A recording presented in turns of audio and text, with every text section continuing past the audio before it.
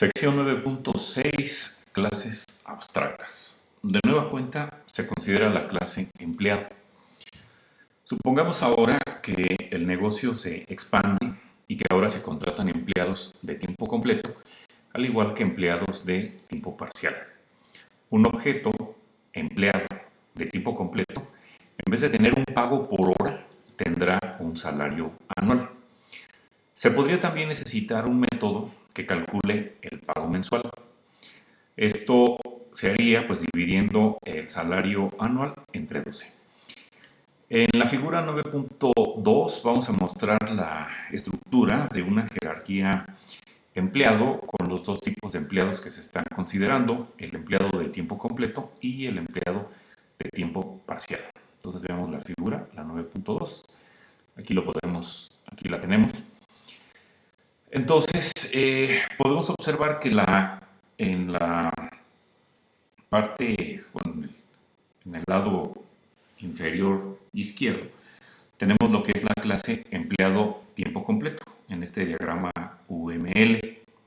Y entonces, en esta clase empleado tiempo completo, se agregó un atributo llamado salario anual, que será del tipo double. Entonces, este atributo es un atributo único para objetos que sean de este tipo, en donde decíamos que pues vamos a tener el ingreso o lo que se estaría pagando anualmente a un trabajador. Entonces, bueno, además del atributo, en lo que son sus métodos de esta clase empleado tiempo completo, bueno, tenemos un constructor al cual se le pasan 3 parámetros. Ya se pueden imaginar que 2 de estos van a ser para poner el número y el nombre, y otro más sería para fijar lo que es el salario anual. Y adicionalmente, bueno, hay un método de escritura, set salario anual, y un método un método de escritura, set salario anual, y un método de lectura, get salario anual. Y decíamos que también se iba a requerir de un método que nos pudiera informar el cálculo del pago mensual. Este método, bueno, pues es calcular pago mensual, ¿de acuerdo? Entonces, pues además del atributo que se está definiendo en empleado tiempo completo y de los métodos que aparecen en esta clase, debemos de recordar que también se estarían heredando de la clase empleado, pues lo que son sus atributos y sus métodos. Bueno, eso es en cuanto a la figura 9.2. Y empleado tiempo parcial, bueno, pues esa ya la habíamos comentado. Ahí tenemos el pago por hora. Y en esa situación, bueno, pues también teníamos método de escritura y método de lectura para el atributo pago por hora. Aquí se me fue una L, me había fijado. Y también, bueno, hay una manera de calcular hacer el cálculo del pago semanal, como ya lo habíamos comentado en las secciones previas, en donde había, si no mal recuerdo, se le tenía a este método calcular pago semanal le hace falta también hay que pasarle un parámetro para que diga cuántas eran las horas trabajadas. Entonces, bueno, aquí tengo un poco de tarea para corregir esta figura. Bueno, continuando entonces con la lectura del material. Déjenme que se salga de la pausa. Bueno, vimos entonces allá en la figura 9.2 que las dos subclases, tanto empleado tiempo completo y empleado tiempo parcial, pues tienen atributos y métodos propios. Si se piensa lo anterior un poco más, ocurrirá que cualquier empleado pues siempre tendría que ser a tiempo completo o a tiempo parcial. Es decir, no podemos tener empleados que en un momento dado tengan ambas características, por así decirlo, para lo que es para lo que sería un empleado, ¿no? Entonces, los usuarios de un programa que incluya todas estas clases, pues nunca van a estar creando objetos objetos de la clase empleado, porque ya decíamos, no tenemos un empleado simple, o es empleado a tiempo completo o empleado a tiempo parcial. Bueno, y entonces, si no vamos a tener en un momento dado objetos de la clase empleado, pues es una buena idea evitar que en un momento dado se creen objetos a partir de la clase empleado. Y la manera como se logra hacer, pues es declarando a la clase como abstract. Y una vez que ustedes han utilizado ese modificador o que han declarado a la clase como abstract, entonces eso significa que no se permite crear objetos de esa clase. Hemos estado creando hasta el momento o hemos estado utilizando clases concretas. Esta es la primera vez que empezamos a hablar de una clase abstracta. Entonces, a partir de una clase concreta, sí se puede obtener un objeto. A partir de una clase abstracta, ustedes no pueden crear un objeto. Bueno, para lograr que esta clase empleado sea abstracta, pues tenemos que utilizar la palabra reservada abstract o este modificador en la cabecera de la clase. Entonces, como se muestra aquí, podemos observar, bueno, que para la clase empleado se puso esta palabra reservada abstract. Y de esa manera, bueno, se evita que en un momento dado se pueda obtener un objeto de esta clase empleado. Bueno, entonces esta clase empleado, que es ahora una clase abstracta, al momento de poner el modificador, va a servir como base para construir otras clases. Y entonces, si ustedes intentan crear un objeto a partir de esta clase empleado, pues se va a obtener un error de compilación. Bueno, el código de las clases empleado y empleado tiempo parcial, bueno, salvo con el modificador abstract que se está comentando, pues eso ya se revisó. Entonces, lo que tendríamos que revisar pues ahora sería el código para la clase empleado tiempo completo. Entonces, bueno, está aquí en este listado 9.8 o lo podemos observar acá en el editor. Y entonces, bueno, pues lo que ya habíamos visto para el caso de la clase empleado tiempo parcial, tenemos una clase que es pública, aquí en su cabecera, bueno, se está definiendo con este nombre, empleado tiempo completo, y habíamos dicho que para indicar que la clase base para empleado tiempo completo es empleado, bueno, se debe de utilizar esta palabra reservada extends, ¿de acuerdo? Luego, en la línea 2, bueno, pues tenemos lo que es el atributo. Recuerden que, bueno, este atributo tiene este modificador private porque acá en el diagrama UML podemos observar que hay un signo menos. Entonces, si en el diagrama UML te aparece un signo menos, entonces tú debes de utilizar este modificador, ¿verdad? Private. Y el diagrama UML, bueno, me decía que deberá ser de tipo double y el nombre es salario anual, ¿no? Entonces, bueno, eso es lo que se hace en esta parte. Entre las líneas 4 y 8 se encuentra lo que es el constructor. Recuerda que el constructor no devuelve nada, tampoco se anota nada. Y el constructor tiene el mismo nombre que la clase. Luego, los parámetros que se le van a pasar a esta clase empleado tiempo completo son 3. 2 cadenas y un número real, un doble.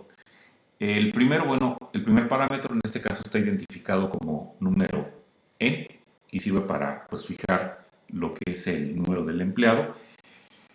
El segundo parámetro en este caso es nombre n y sirve para fijar el atributo nombre que se heredó de la clase empleado. Y el tercero, que es salario n, sirve para ponerle el valor al atributo salario anual.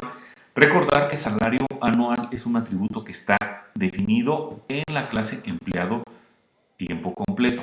Bueno, luego enseguida de lo que se hace aquí en el constructor empleado tiempo completo, estamos observando que se hace una llamada al constructor de la superclase o al constructor de la clase base, que en este caso es empleado. Dijimos que para poder hacer la llamada al constructor de la superclase se tiene que utilizar esta palabra reservada super y después pues tendríamos que poner una lista de tal manera que terminemos usando algún constructor de la clase empleado. Acá en el diagrama UML podemos observar que pues nada más tenemos hay un solo constructor, que en este caso es lo que está definido en la primera línea de la tercera parte de la clase, bueno, en el diagrama para la clase empleado, que es este. Y entonces, bueno, pues es al que se termina llamando cuando se anota algo como esto. Debemos de recordar también que cuando ustedes hacen uso de algún constructor de la clase base, esa llamada al constructor deberá de ser lo primero que se haga dentro de este constructor. Bueno, después de la llamada, ya entonces observamos en la línea 7 que se le está poniendo al atributo salario anual, pues en este caso lo que tiene el parámetro salario N. Bueno, el método de escritura es el salario anual. Bueno, pues ya hemos revisado varios de esos. El método de lectura, el salario anual, bueno, pues también ya hemos revisado muchos métodos de ese tipo. Y bueno, el método aquí que faltaría por hacer algún comentario, pues es el método que permite calcular el pago mensual. Entonces, este método calcular pago mensual, decíamos que nos debería de dar el salario o el pago que se hace mensualmente. Y para hacerlo, bueno, pues todo lo que tendrías que hacer sería tomar el atributo salario anual, dividirlo entre 12, que es la cantidad de meses en un año, y el resultado de esa expresión devolverlo, ¿verdad? Entonces, bueno, todo lo que tienes esta única sentencia, el método calcular pago mensual, es devolver la división del atributo salario anual entre 12. Bueno, ok. Entonces, continuando con la lectura, ya se había establecido antes que una relación de herencia es referida como una relación, es un tipo de. Y entonces, un empleado de tiempo completo es un tipo de empleado. Por lo tanto, un objeto que es del tipo empleado tiempo parcial es también del tipo empleado. Esa parte es muy interesante. Un objeto entonces es el tipo de su clase. Es decir, cuando tú creas un objeto, pues tú le tienes que decir qué constructor de qué clase se estaría usando. Entonces, eso nos estaría definiendo el tipo que tiene el objeto. El tipo queda definido en este caso por la clase. Pero también, además de ese tipo que tiene por el constructor de la clase que se está empleando, también va a tener como tipo cualquier otra superclase en la jerarquía. Eso quiere decir que si ustedes tienen un objeto, por ejemplo, del tipo empleado tiempo parcial, pues su tipo es ese, empleado tiempo parcial. Pero además, también otro tipo que tiene, pues va a ser alguna superclase en la jerarquía, que en este caso, pues es empleado. Bueno, vamos a ver a continuación cómo esta relación se puede utilizar en un programa Java. Supongamos un método el cual está configurado para recibir un objeto empleado. Si se llama a este método y se le manda un objeto empleado tiempo completo, o también se le puede mandar un objeto empleado tiempo parcial, va a funcionar porque el método estaría esperando recibir algo que sea del tipo empleado. Pero como un objeto empleado también empleado tiempo parcial también es del tipo empleado, pues también se le puede mandar. Y de igual manera sucede con empleado tiempo completo. Y esto, bueno, pues lo vamos a ver en este programa llamado probador empleado. Bueno, entonces probador empleado, bueno, aquí está. Lo voy a poner acá en el editor. Entonces, probador empleado. Bueno, aquí está el código entonces para esta clase probador empleado. vemos, bueno, pues que es una aplicación. Aquí está la cabecera para el método main. Y entonces, cuando se ejecuta esta aplicación, observamos que en la línea 3 se está declarando una variable de tiempo empleado tiempo completo con el nombre etc. Enseguida se le asigna el objeto que se crea utilizando la palabra reservada new y el constructor correspondiente, bueno, en este caso empleado tiempo completo. Y este constructor, bueno, se le tienen que pasar tres parámetros. Ya decíamos, el primero pues va a ser el número del empleado, el segundo va a ser el nombre que tendrá este empleado y el tercero sería el ingreso, bueno, el salario anual para este empleado de tiempo completo. Bueno, en la línea 5 se hace algo similar, pero es ahora con empleado tiempo parcial y se utiliza este nombre, ETP. Y se le está asignando lo que se crea aquí con el constructor empleado tiempo parcial, al cual se le están pasando, bueno, tres parámetros. Una cadena que representaría el número, otro más para lo que es el nombre, y una más para lo que es ¿qué era este atributo? El pago por hora. Bueno, lo podemos revisar acá en el diagrama UML. Sí, el pago por hora, ¿verdad? Bueno, yo les comenté hace un momento que por ahí tengo un error. Y enseguida vemos cómo se hace la llamada al método probador en dos ocasiones. La primera vez es pasándole un objeto del tipo empleado tiempo completo, que bueno, está referido por etc. Y después se llama al mismo método, pero ahora pasándole un objeto del tipo empleado tiempo parcial. Entonces, este método que tengo yo acá, probador que no devuelve nada y que es un método de clase, lo puedo yo utilizar desde el método main porque tiene static, ¿de acuerdo? Y entonces el parámetro que se le debe de pasar, bueno, el tipo de parámetro que espera recibir el método probador, pues debe ser del tipo empleado, ¿verdad? Y entonces, este método pues va a poder recibir algo que sea del tipo empleado o algún subtipo de empleado. ¿Quiénes son subtipos de empleado? Bueno, pues acá en esta relación de herencia, pues observamos que empleado tiempo completo y empleado tiempo parcial son subtipos de empleado.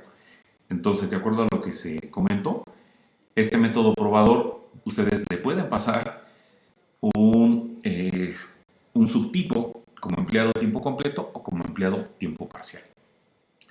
Y ya en la línea 13 observamos, bueno, se hace una salida a pantalla en donde con ese parámetro referido por empleado en, se hace la llamada al método getNombre. Recuerda que a pesar de que el método getNombre no está puesto aquí ni en empleado tiempo completo ni en empleado tiempo parcial, es un método que es heredado desde la clase empleado para las subclases, ¿verdad? Aquí podemos ver, bueno, es el último método de la clase empleado, ese método, ¿no? El método getNumber. Y bueno, pues eso es lo que hace el método probador, ¿no? Hay que pasarle un objeto de tipo empleado o un subtipo. Y subtipos decíamos, bueno, es empleado tiempo completo o empleado tiempo parcial. Al ejecutar esta aplicación, probador empleado, veamos cuál es la salida que nos da. Probador empleado. Entonces, al ejecutarlo, pues ya vemos, ¿no? Cuando se hace con empleado tiempo completo, al obtener el nombre, pues ya se obtiene señor tiempo completo. Y es precisamente lo que estábamos esperando ver, ¿no? Porque empleado tiempo completo tiene como nombre señor tiempo completo, ¿no? Y después tenemos esta salida, señora tiempo parcial, y eso obedece a que en la segunda llamada al método probador se le está pasando un objeto del tipo empleado tiempo parcial, ¿verdad? Y entonces, bueno, al momento de leer el atributo nombre, pues nos esperaríamos ver que nos diga señora a tiempo parcial. Y eso, pues en efecto, así sucede al ejecutar esta aplicación. Regresando entonces al material, vemos después de este probador. Bueno, pues ya lo decíamos, el método probador espera que ustedes le den un objeto empleado y ya en ese método, bueno, se hace la llamada al método getNombre, que está definido en la clase empleado, el cual pues estaría mostrando el nombre del empleado o la información que tenga el atributo nombre. En el método main, ya decíamos, bueno, se estaban creando dos objetos, uno era del tipo empleado tiempo completo y otro es empleado de tiempo parcial. Y esos objetos, bueno, pues son asignados a las variables locales que se están también ahí declarando, ¿verdad? Luego veíamos que después de eso se llamaba en dos ocasiones el método probador. Primeramente utilizando el objeto empleado tiempo completo, en este caso referido por etc, y después con el objeto del tipo empleado tiempo parcial, utilizando la referencia ETP, ¿verdad? Como se puede ver aquí en esta parte. Y entonces, bueno, este método probador pues va a aceptar cualquier objeto que sea del tipo empleado o algún subtipo. Y se está utilizando dentro de ese método, pues, bueno, se hace la llamada al método getNombre, que está definido en la clase empleado. Y bueno, pues la salida pues es esta que acabamos que se mostró hace un momento cuando se ejecutó esta aplicación. Pues entonces hasta aquí estaría esta primera plática.